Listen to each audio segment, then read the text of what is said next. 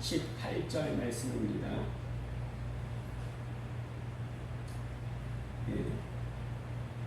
사자가 이르시되 그 아이에게 내 손을 대지 말라.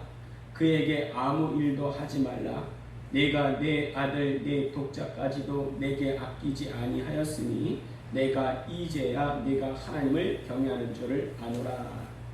아브라함이 눈을 들어 살펴본즉 한 숫양이 뒤에 있는데 우리 숲에 거리를 이르시나 아브라함이 가서 그 숫양을 가져다가 아들을 대신하여 대로 줬더라. 아브라함이 그 땅 이름을 여호와 이레라 하였으므로 오늘날까지 사람들이 이르기를 여호와의 산에서 준비되리라 하더라. 여호와의 사자가 하늘에서부터 두 번째 아브라함을 불러 이르시되 여호와께서 이르시기를 내가 나를 가리켜 맹세하노니 내가 이같이 행하여 내 아들 내 독자도 아끼지 아니하였은즉 내가 내게 큰 복을 주고 내 씨가 크게 공평하여 하늘의 별과 같고 바닷가의 모래와 같게 하니 내 씨가 그 적의 은을 천하니라. 18절 같이 읽겠습니다. 또 내 씨로 말미암아 천하 만민이 복을 받으리니 이는 네가 나의 말을 준행하였음이니라 하셨다니라. 아멘. 할렐루야. 우리 옆분들에게 주님의 기쁨을 냅시다 축복하며 인사하시겠습니다. 주님의 기쁨을 냅시다. 자, 우리 항상 말씀 듣기 전에 고백하는 것이 있죠. 다 같이 시작. 아니 몇 달 했으면 이제는 외우셔야지. 따라하겠습니다. 성령님 말씀하소서. 내가 듣겠습니다. 성령님 깨닫게 하소서. 내 마음문을 열어 주시옵소서. 아멘. 자, 우리는 매주 설교를 듣는데요. 어디를 보더라도 이 두 가지는 볼 수 있어야 됩니다. 첫 번째는 거기에서 하나님을 볼 수 있어야 되고, 두 번째는 또 나 자신을 볼 수 있어야 됩니다. 창세기를 보든 계시록을 보든 거기서 하나님이 안 보이고 내가 안 보이면 그건 잘못 본 겁니다. 오늘 말씀을 들으면서도 하나님이 보이고 또 나 자신이 보여지기를 간절히 기원합니다. 아멘. 자, 우리가 다 알듯이요, 창세기는 총 50장이 있습니다. 1에서 11장까지는 네 사건이 있다고 그랬죠. 그게 뭐예요? 창조, 타락, 홍수, 바벨탑 사건. 이것이 11장 끝이에요. 자, 12장에서 50장까지는 네 사람 이야기가 나온다고 그랬죠. 그게 누굽니까? 아브람, 이삭, 야곱, 요셉. 그렇죠. 그 첫 번째가 또 최초의 히브리인 아브람 이야기를 다루고 있습니다. 창세기에서 중요한 사람 하나를 뽑으라 한다면 대부분의 사람들은 아브람이라고 말할 것입니다. 여러분들은 아브람 하면 뭐가 떠오르십니까? 우리는요, 아브람에 대한 고정관념이 있습니다. 믿음의 조상. 맞죠? 그런데 실상 우리가 창세기를 보다 보니까 아브람이 믿음의 조상 같다는 생각이 듭니까? 안 듭니까? 별로 안 들어요. 우리와 다를 바가 전혀 없는 것 같아요. 어떤 사람들은 이걸 보고 실망할 수도 있습니다. 아브람뿐만이 아니죠. 시편에 보면 성군이라 불리는 다윗이 다른 사람을 저주하는 기도가 나옵니다. 이것을 보고 실제로 시험에 빠진 사람을 본 적이 있습니다. 아니, 어떻게 다른 사람들, 아니 다윗이 남을 저주하는 기도를 할 수가 있나? 어떻게 그럴 수가 있나? 실망이네. 마음의 충격이 이만저만이 아니에요. 근데요, 사람을 보면 실망합니다. 우리도 마찬가지예요. 사람 보면 실망해요. 저도 신학하기 전에 사회에 있을 때요, 노가다부터 막노동부터 사업까지 해볼 건 다 해보고 사람을 또 많이 상대하는 직업을 많이 가졌는데요. 사람은요, 믿을 존재가 아니더라고요. 사람 보면 시험에 빠집니다. 다만 이해하고 사랑할 존재예요. 그러니까 제가 조금 또 살다 보니까요, 그 사람이 그 사람이고 또 그 사람이 그 사람이더라고요. 그 인생 살면서 잘 산다는 것이요, 그저 돈 많은 것이 성공한 것이 아니라 어떤 마음가짐으로 나와 또 상대방과 세상을 바라보는가, 이게 세상을 잘 사는 의미인 것 같아요. 어떤 사람이 결혼을 했습니다. 결혼을 했는데 그러면 그 사이에 더 좋은 사람이 있었을까요? 있지요. 당연히 있었겠지요. 그러나 결혼 전에는 더 좋은 사람이 얼마든지 있지만 결혼 후에는 이보다 더 좋은 사람이 없다, 이렇게 생각하는 것이, 이것이 옳고 또 마땅하고 정신 건강에도 좋습니다. 젊을 때는요, 맨날 옥신각신 또 싸우던 부부가 있었는데 아내가 나이가 들어서 깨달았대요. 이 방 저 방에도 내 서방이 최고구나. 제대로 된 마음가짐이죠. 돈은 없을지라도 일면 잘 사는 사람일 것입니다. 반면에요, 젊을 때 남편을 미워하고 증오하는 사람이 있었는데 나이가 들어도 그 마음이 변하지를 않는 거예요. 그런데 그게 바로 목사님의 아내인 사모님이었대요. 그 성도들은 목사님을 너무나 좋아하는데 오로지 목사님을 좋아하지 않는 한 여인이 있었으니 누구예요? 사모님이에요. 사모님. 예. 성도들이 목사님을 너무나 좋아하니까 사모님은 너무나 좋으시겠어요. 저렇게 훌륭한 목사님과 사시다니 얼마나 복입니까? 너무너무 부러워요. 그랬더니 사모님이 딱 한마디 하시더래요. 같이 살아봤어. 예. 이게 무슨 말이에요? 같이 살아보니까 아니더라 이거예요. 참 훌륭해 보이시고 말씀도 잘하시고 재미있기도 한 장경동 목사님이란 분이 계십니다. 남들은 다 칭찬하는데 사모님은 그러시더래요. 당신은 2%가 부족해. 무슨 말이에요? 남편은요, 다른 사람한테 몰라도 아내한테는 인정받고 싶어합니다. 그런데 대부분의 아내들은 그렇지 않죠. 저는 지금 작고하신 조용기 목사님의 간증을 보다가요, 깜짝 놀란 적이 있는데, 밖에서는 사역을 너무나 잘하셨는데 집안에서는 아내와 맨날 싸웠대요. 밖에서는 목사님 우리 목사님, 그런데 집에 들어오면 사모님이 인정을 안 하는 거예요. 왜 그럴까요? 제일 가까이서 보다 보니까 다른 사람들이 보지 못하는 단점을 너무나 많이 보는 거예요. 1973년 5월 30일에서 6월 3일 서울 여의도 집회 강사 오신 너무나 유명하신 빌리 그레암 목사님이 계셨습니다. 마지막 날에는요, 110만 명이 모이고 전체 집회 참가자가 320만 명 모였대요. 그러니까 얼마나 많이 모인 거예요? 얼마나 유명한 겁니까? 한 기자가 사모님에게 물어봤대요. 사모님, 빌리 그레암 목사님과 이혼하고 싶은 마음이 드신 적이 있어요? 그랬더니 한 번도 없습니다. 그러는 거예요. 역시 그랬더니 그 사모님 말씀하시기를, 그런데 죽이고픈 마음은 몇 번 있었습니다. 이렇게 말을 하더라는 거예요. 야, 그 말이 진짜일까요? 농담일까요? 저는 진짜라고 생각합니다. 왜 사모님이 그렇게 말을 했을까요? 제일 가까이에서 보다 보니까 다른 사람들이 보지 못하는 단점을 너무나 많이 보게 되는 거예요. 솔직히요, 남편을 제일 많이 보는 아내에게서 인정받을 때 진짜 괜찮은 남편인 것 같습니다. 이거는요, 아내도 마찬가지죠. 야, 참 이거 뭘 말하려고 하는가 보니까 지금 우리가 믿음의 조상이라고 생각하는 아브라함이 오늘 읽은 22장에 와서야 하나님의 인정받습니다. 우리 주보에 있는데요, 22장 12절 같이 한번 읽도록 하겠습니다. 22장 12절 시작. 사자가 이르시되 그 아이에게 내 손을 대지 말라, 그에게 아무 일도 하지 말라. 내가 내 아들 내 독자까지도 아끼지 아니하였은즉 내가 이제야 하나님 경외하는 줄을 아노라. 내가 이제야 하나님 경외하는 줄을 아노라 말씀하십니다. 이게 무슨 말씀이에요, 이게? 그럼 이전까지는요, 지금 모리아산에 시험이 있기 전까지는 하나님이 아브라함을 믿을 수가 없었다는 거예요. 여러분, 믿음이 뭐예요? 믿음. 내가 하나님을 믿습니다. 이거 믿음입니까? 이거는요, 반쪽 믿음, 반쪽 믿음.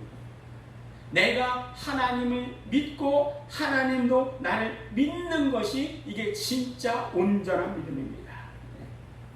그런데요, 오늘 말씀에는 그렇게도 수없이 하나님을 체험한 아브라함에게 이제야 내 마음을 알겠다 말씀하시는 거예요. 내가 하나님을 체험한 그 사건들이 반드시 하나님께 인정받는 사실은 아니겠구나. 아니, 목사님, 이게 무슨 말이에요? 아브라함이 하나님을 얼마나 사랑했는데요. 이 말을 들으면 아브라함이 얼마나 서운하겠습니까? 아브라함은 누구예요? 믿음의 조상이잖아요. 맞습니다. 믿음의 조상이에요. 그런데요, 우리는 아브라함을 너무나 크게 보고 있어요. 사람을 크게 보면 하나님이 보이지 않습니다. 사람을 크게 보면 반드시 상처받게 되어 있습니다. 우리는 살면서요, 너무나 많은 고정관념 속에 살아가고 있습니다. 그 베이컨이라는 철학자가 4대 우상론에 대해 말을 했습니다. 종족의 우상, 동굴의 우상, 시장의 우상, 극장의 우상. 다른 거 다 잊어먹어도요, 동굴의 우상, 이건 하나 기억하세요. 동굴에 갇혀 있는 사람처럼 개인적인 경험, 또 편견, 선입견, 고정관념에 의해서 더 넓은 것을 보지 못하는 상태를 동굴의 우상이라고 합니다. 우리 흔히 말하길 우물안 개구리 이렇게 말을 하죠. 이게 동굴의 우상에 속하는 것 같아요. 불신자가 왜 안 믿어요? 천국과 지옥이 있고 천사가 있고 하나님이 계시는데 자기 선입견, 편견, 고정관념에 의해서 믿지를 못하는 거예요. 이게 바로 베이컨이 말한 동굴의 우상입니다.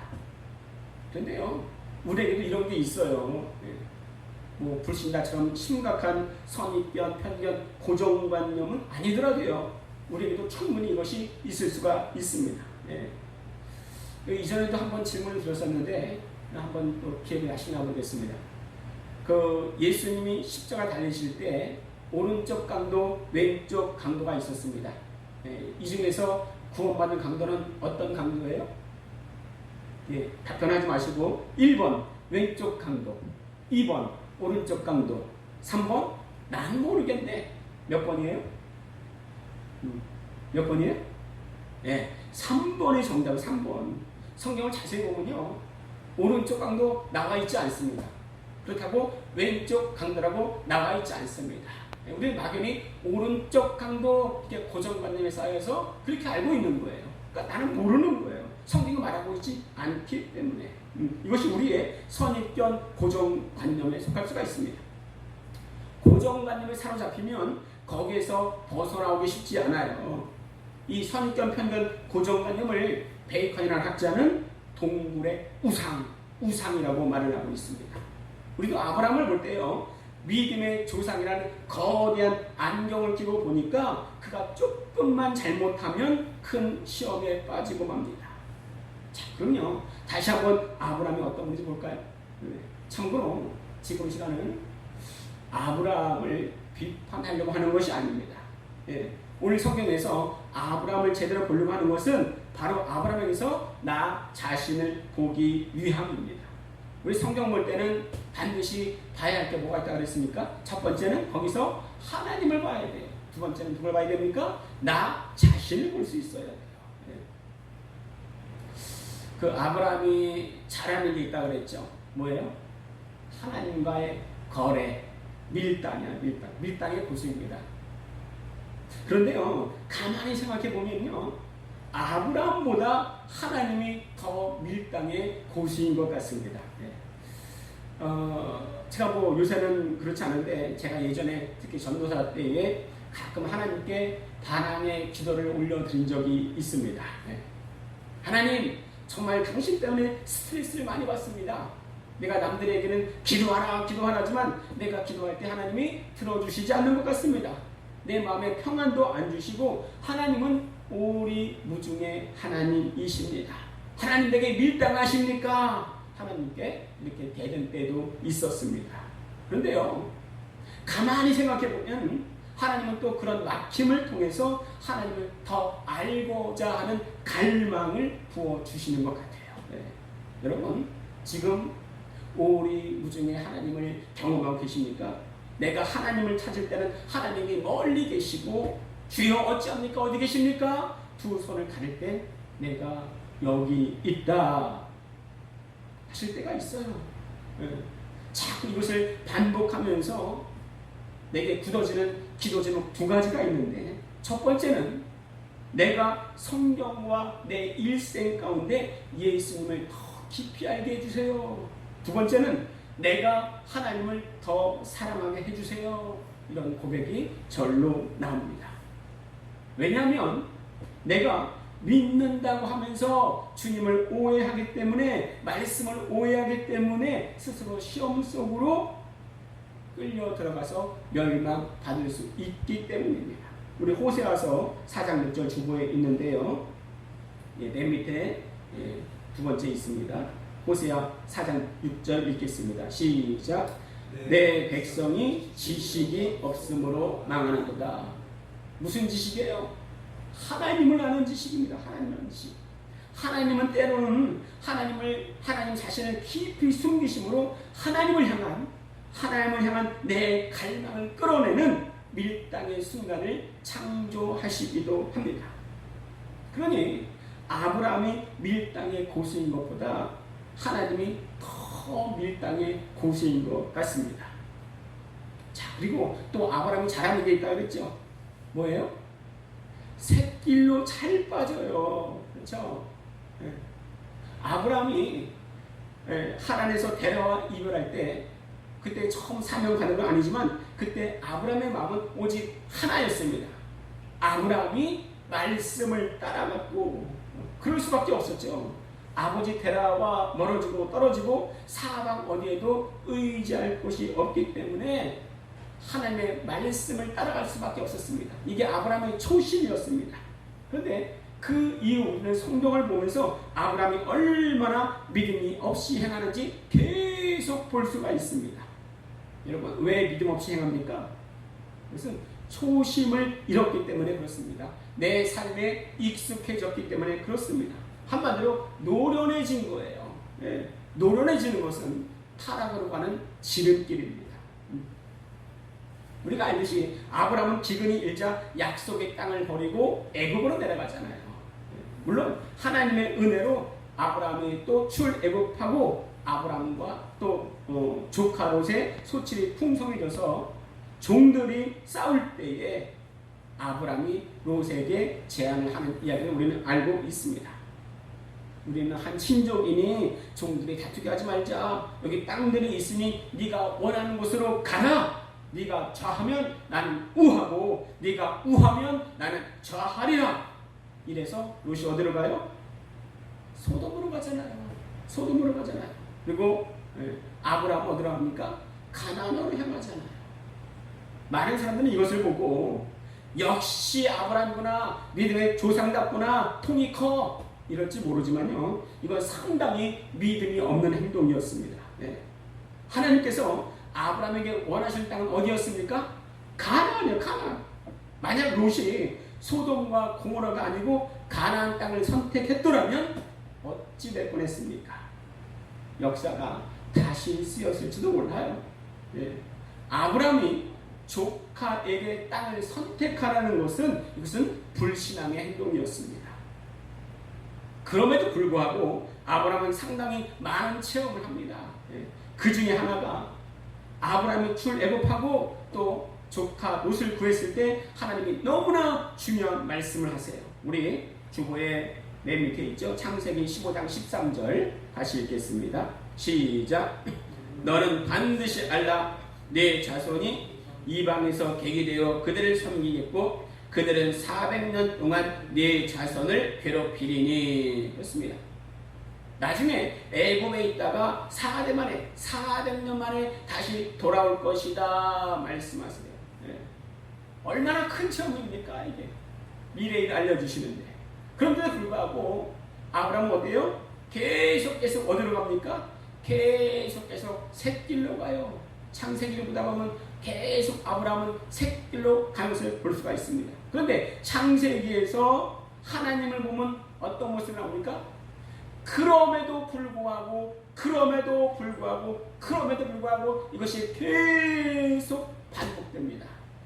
야, 어떻게 믿음의 조상이란 아브라함이 어떻게 그럴 수가 있지? 이러지 말고 그 속에서 나 자신을 보자는 거예요.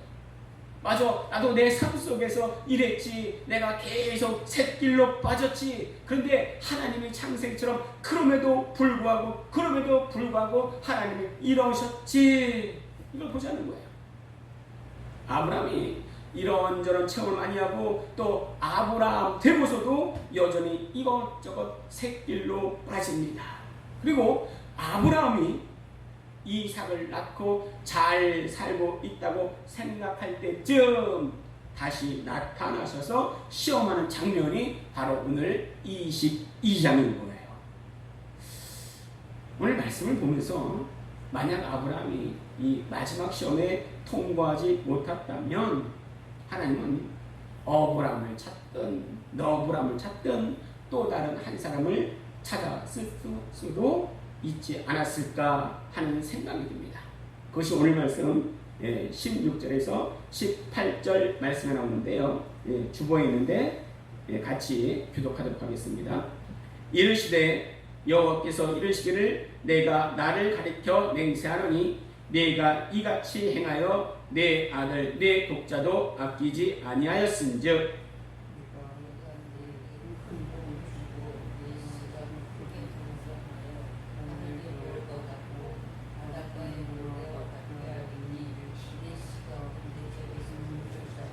십 8절 같이 읽겠습니다. 또 내 시로 말미암아 천하 만민의 복을 받으리니 이는 내가 나의 말을 준행하였음이니라 하셨다 하니라. 아멘. 하나님께서 이미 아브라함에게 약속을 하셨어요. 내 시로 말미암아 천하 만민의 복을 주리라 말씀을 하셨습니다. 그런데 오늘 말씀 보니까 네가 나의 말을 준행하였으므로 내 시로 말미암아 복을 주리라 하나님 말씀하십니다. 하나님은 말씀하셨어도요, 부르셨어도요, 모두가 하나님께 쓰임받고 하나님의 사람이 되는 것은 아닙니다.